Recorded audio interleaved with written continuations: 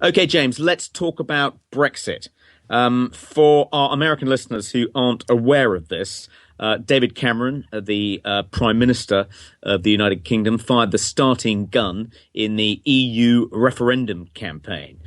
He announced the date of the EU referendum, which is June 23rd, at which the British people are going to decide whether they want to remain in the European Union or leave. And I think Downing Street were hoping it would be a fairly easy campaign, but they've been, I think, completely wrong-footed by the scale of the opposition to remain. First of all, David Cameron conducted this sort of sham negotiation in Brussels last weekend. It concluded, and he came back claiming he had secured sort of associate membership status, special status for the United Kingdom in the European Union, would be exempt from ever closer union, and there'd be various protections built in and so forth, all of which didn't stand up to scrutiny. And first, 5 members of his cabinet came out for on the Brexit side, the Leave side, and then Michael Gove, the former Education Secretary, who you and I both admire greatly, and the current Justice Secretary, he came out for Brexit, and then Boris Johnson, the Mayor of London, came out for Brexit, and then later on in the week, David Owen, one of the founders of the Social Democratic Party, came out for Brexit. Michael Howard, the former leader of the Conservative Party, who for years was David Cameron's mentor, and about 125 or so Conservative MPs too. And Downing Street, I think, has been panicked into trying to scare the British public. They had the 36 of the top 100 FTSE companies write a letter, but only 36 of them actually signed it, when they were expecting many more, warning us that if we do leave the European Union, it'll be terrible for the British economy and it'll cost 3 million jobs.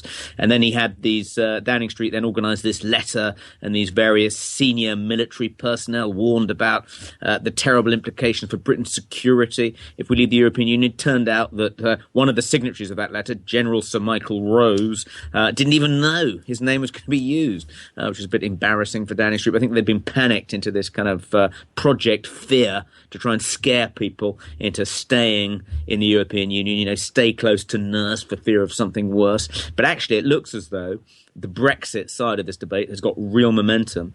And I think initially everyone wrote them off and they thought it would be a repeat of the 1975 referendum when the British people voted whether to remain or leave in what was then called the Common Market. And that was won convincingly by the Remainers by a factor of 2 to 1. But back then, there were no big beasts on the outside. The press was almost universally in favour of staying in. The In campaign had much more money. This time around, it's different. It's a fairly even playing field. If anything, a majority of the press are for Brexit. We've got big beasts on both sides. It's not just the Prime Minister versus a few cranks and extremists as it was in 1975. It's the Prime Minister versus Boris Johnson, Michael Gove, the last 2 leaders of the Conservative Party, almost half his parliamentary party. And then there are supporters in other parties as well, like David Owen, like Kate Hoey in the Labour Party. So it looks like we're going to have a real contest on our hands. And one of the predictions made by cynics was that the British people wouldn't actually be that interested. It would be a boring 4 months in which we were going to be bored to death by kind of bug-eyed Eurosceptics and bug-eyed Europhiles fighting about how many angels you could fit on the head of a pin. It would be of no interest at all. Actually, that's proved to be wrong. I think there's a real appetite amongst the British public for more and more information so they can make a proper informed decision about this. Current affairs on television, flagship current affairs programs like Question Time have become really enlivened by this debate. It's a debate which cuts across party lines, so you don't hear people just taking the usual partisan positions, which are often very predictable and insincere. Instead, people are talking with real passion. They really passionately disagree about this. And it's not just about the economic impact. It's also about the nature of Britain's identity and what kind of country we want to be and what sort of world we want to live in. It's actually a much bigger decision than the decision we took at the last general election last year or the last few general elections. It's a huge decision which is going to determine the future of this country, and people I think are really interested in it, and I'm quite excited about the next few months. I've never been as excited about British politics as I am at the moment, and I think it's hard to convey to American listeners who are preoccupied with what's going on with Trump and Clinton and Cruz and so on.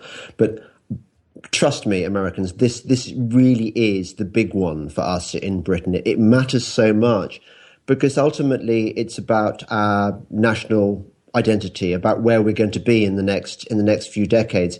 Are we going to become part of this European superstate, or are we going to go it alone? Are we going to revive that kind of screw you tradition, that contra mundum tradition that Britain has had and that made us great and that meant that we at one stage coloured half the atlas pink.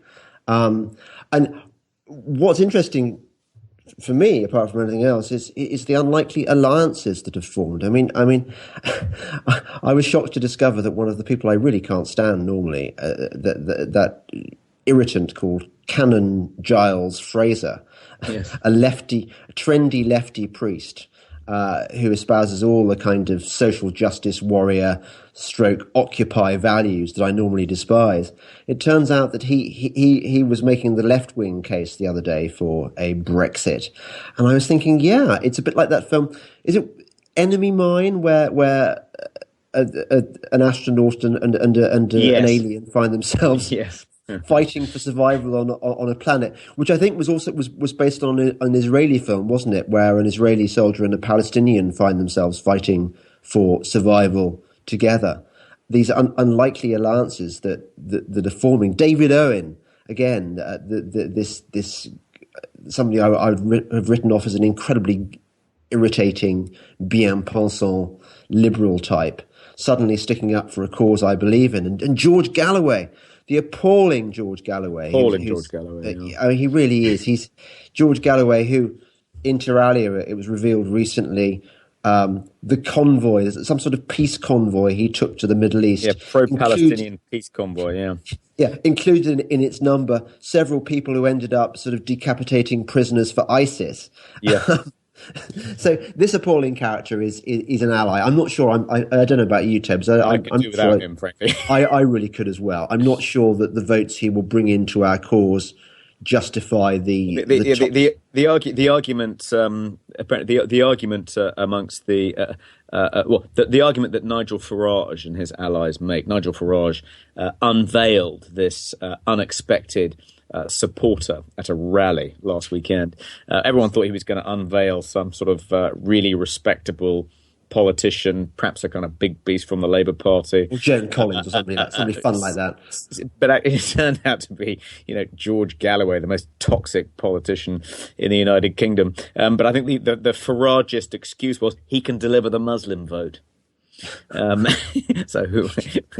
even so, I think we'd be better off without him. I think so too. Do you think we've got a chance of winning this thing, Toby? I do. I was quite pessimistic until Boris and Gove came on board. Until Boris and Gove both came out unexpectedly, and that's really encouraged me actually. And I think had Cameron been able to secure a proper deal which actually reconfigured Britain's relationship with the European Union and actually did secure some kind of special status for us, whereby we weren't committed to eventual political union with the other member states. I think it would have been game over for the Brexit team. But the fact is, he hasn't been able to do that, and his claim that he has not withstood scrutiny.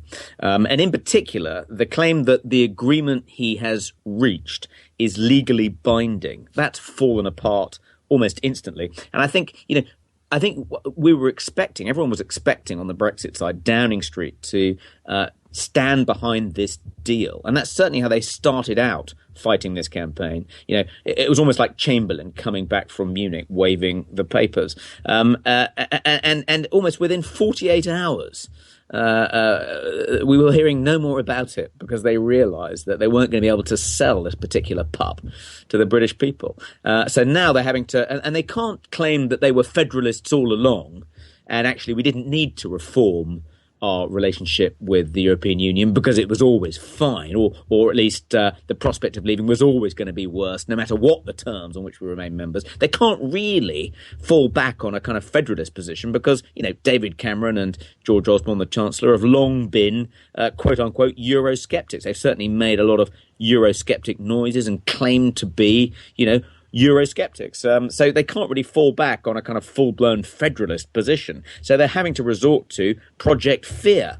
We'll lose 3 million jobs. Britain's security will be endangered if we suddenly regain control. Holidays will become more expensive. Yeah, air travel will become more expensive. People living in France and Spain will have to come back. It's all complete. Babies will be born with 2 heads and 3 arms. It really has got to that. Obviously, I'm biased, but I look at some of the arguments being advanced by the Remain camp, and they really don't hold any water. They're just dishonest and threadbare. I don't think, for example, and I don't think many serious economists think that there's going to be major long-term economic damages. It's probably going to be about neutral and possibly even beneficial to Britain if we do eventually leave. But Gove and Boris, I think, is very interesting. Did you not think that Gove was going to? Gove, after all, is a man of principle, and there was a tricky stage. I'll tell you what happened with me. A tricky stage about a month ago, I think, where there were reports in the newspapers that Gove was going to feel bound by his personal loyalty to David Cameron. Yes. To stay with Cameron and vote Remain against his better political judgment, because his heart would have told him we must leave European because it's anti-democratic and so on. So when I read this report, I emailed him or I texted him or something, and I said, Gove, is it true that you are going to vote Remain? And he said, I am torn between my friendship and loyalty to the Prime Minister and my belief in Britain and sovereignty or whatever. And I said, is that really true? And he said, yes. So I said to him, it is not given to many people to save Britain. And I said, Drake, Nelson, Churchill. And he replied, no pressure then. But I don't think it was me what swung it by any means. I think he was always going to make up his own mind, and I think that he was always going to vote out. I don't think his conscience, his political conscience, that is, would have allowed him to do otherwise. What do you think? Yeah, I agree, James. I don't think that was smoke and mirrors, and that Gove had decided all along to come out for Brexit. I think it was a genuine conflict. I think he was absolutely torn between his friendship and sense of personal loyalty to the Prime Minister and his conscience, which told him that it was in Britain's best interests to leave the European Union. And I think it was, it was a genuine dilemma, very difficult for him. And I think actually it's interesting that in the end he did put country before friendship. If you remember the E.M. Forster line, better to betray your country than betray your friend. And that was a famous debate at the Oxford Union just before the outbreak of the Second World War, in which the motion that it was better to betray your country than your friend was carried by an overwhelming majority. Yes, and E.M. Forster said, I hope I would have the courage to betray my country. Yes, and there's a kind of that is a sort of, amongst the kind of Bloomsbury set, certainly amongst the British intellectual left, that has long been the position, and there has been this sort of general suspicion of nationalism and patriotism. Orwell famously said that the British intelligentsia took their recipes from France and their opinions from Moscow, and it was great actually that tradition didn't have enough pull to actually capture Michael Gove or indeed Boris Johnson, and that they did put country before personal friendship, which is, of course, the right choice to make. I agree. And I had a conversation with Boris last year at his sister's 50th birthday party. We had about a 30-minute conversation about which way he was going to go, and he was genuinely torn too. And I think he instinctively feels quite European. His father was a member of the European Parliament. At one stage, he went to school in Brussels. He's lived there as the Telegraph's Brussels correspondent, even though he was a very sceptical Brussels correspondent, and in that capacity became Margaret Thatcher's favourite journalist. But nevertheless, I think he feels instinctively European, but he also worries about Britain being absorbed in the European Union and about the democratic deficit in the European Union. And I think he said to me that, he thought that the best possible outcome would be if David Cameron could secure some kind of special status for us, if he could secure associate membership, whereby we were essentially in a solid trading relationship with the European Union, but not committed to political or economic union. The reason he came out for Brexit is because David Cameron did not secure that deal. And I think that was a genuine dilemma for him. And I think he actually based his decision not on what he thought was going to secure him the leadership of the Conservative Party, which many political observers believe, but I think on what he thought was best for the country. Although in tactical terms for his political career, it probably was his one shot at establishing himself as a credible... I'm not sure I agree. I mean, I think... at the time he made that decision last weekend, the bookies were predicting that Remain would win, and they still are, but to a lesser extent.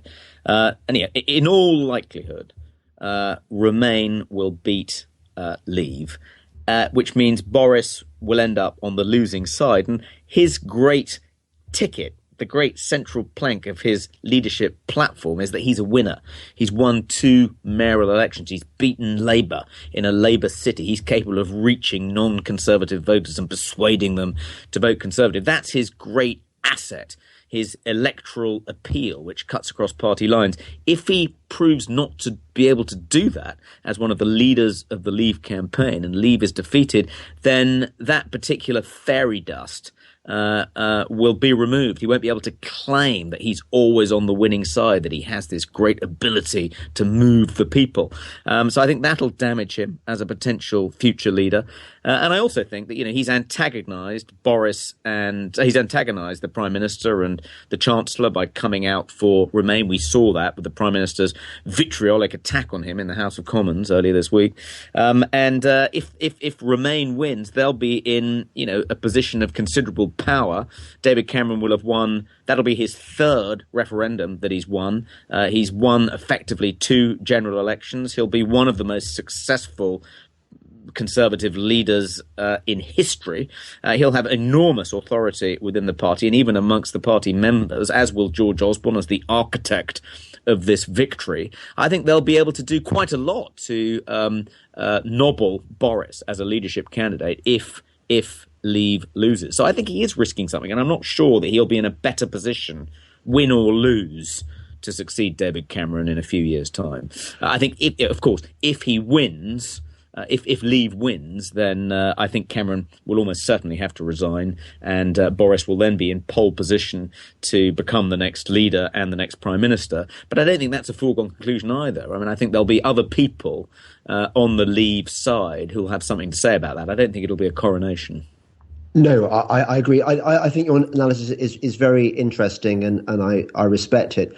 I think I probably disagree with it. I think that Boris, if he wanted the top prize, he really had to be bold. He couldn't afford to.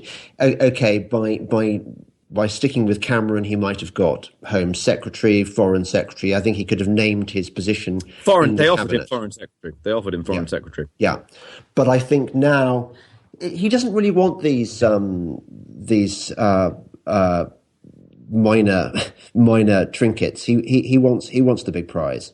But I think he's still. I don't think the big prize would have definitely been ruled out if he had. He could have said, I'm going to remain neutral in this fight. I'm just going to stay on the sidelines and not be a combatant, and then become foreign secretary. And then his main opponent would have been George Osborne in the event of Remain winning. And I don't think you could have ruled out him becoming the leader in that scenario. So I don't think it was a foregone conclusion that he would never have become leader if he hadn't broken ranks. Well, thank God for both of us that Govan and Boris did do this thing, because they've turned what could have been a walkover for Cameron into something which is really, really interesting. And I mean, Brexit, my goodness! I mean, if it happened, it would be so exciting. Absolutely, it really would. It would be glorious. It would be the best thing that happened politically in our lifetime, wouldn't it? I mean, it would beat even it would beat winning the Falklands. It would beat even Margaret Thatcher's greatest moments. It would just be the best. Absolutely, and I think there could be some short-term hardship that we'll have to endure as a result of the uncertainty if we do vote to leave. Yes, the misery of the French and Germans.